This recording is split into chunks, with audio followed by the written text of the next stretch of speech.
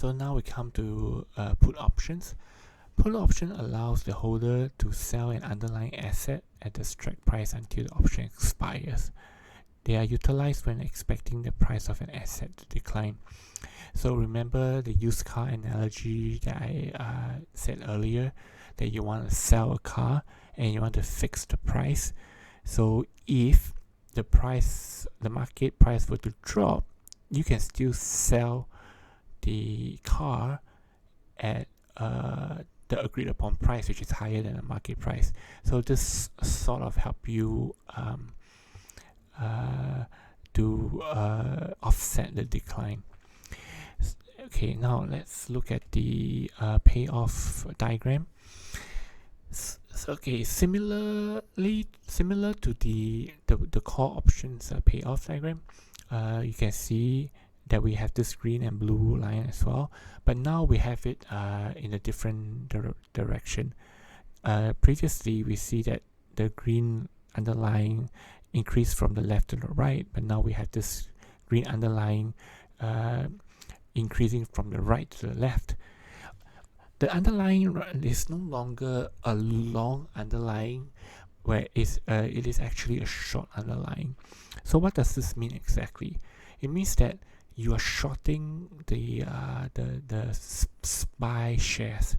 So if you have no idea what a short position is, it means that you in this specific example, you borrow, say, SPY shares from the broker, and you just sell it in the market, but because you still owe the shares to the broker, right? So you would have to eventually buy it back. The idea is, if you can sell it at a higher price and buy it back at a lower price, you will have made money, right? But the thing is, it goes both ways as well. If the market keeps on increasing rather than dropping, you will have to buy it back at a higher price, right? And the convention wisdom is shorting is very risky than longing the underlying. The reason is because when you long an underlying, your maximum loss will be if the underlying goes down to zero. Whereas for shorting the underlying, your losses could be unlimited. Like it can go to infinity. But of course, no stocks or index is going to go to infinity, right?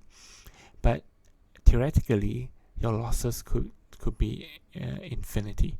So in that sense, shorting something is considered a lot riskier than longing the underlying.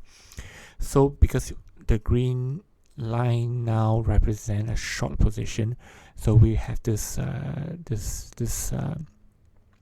slope, where it's actually a negative slope, and the payoff of the option is the blue line. So let's revisit the same thought process as the call option. 505 would be the strike price for the put. So if the underlying to close below 505, you start making money, right? Same idea as the call option. But you still have this break-even part because of the fact that you still have this $20 premium. So 505 minus 20 will be 485. So you break even at 485. And note that the slope of the option payoff is the same as the underlying, which is 1, which means that every decrease in every dollar decrease in the underlying, your P&L will go up by $1. And similarly, the reverse is true as well. And the fact that the green line is always a constant $20 above the blue line until the part where it's 505 plus 20, 525, that will be the part where that will no longer be the case. And the reason for that is because of the $20 premium that you paid.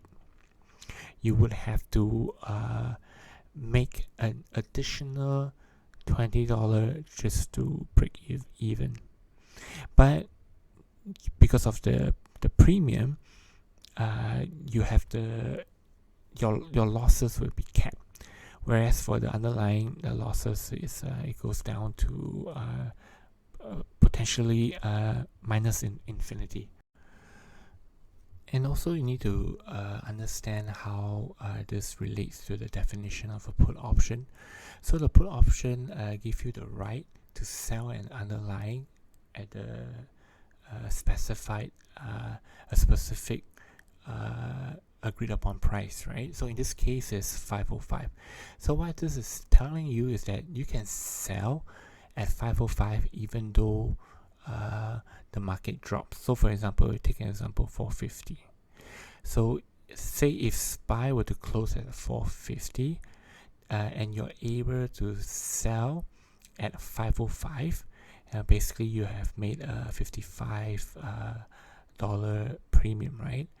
But because you still have to factor in the $20 premium, so your profit will be 35. And like the call option, if the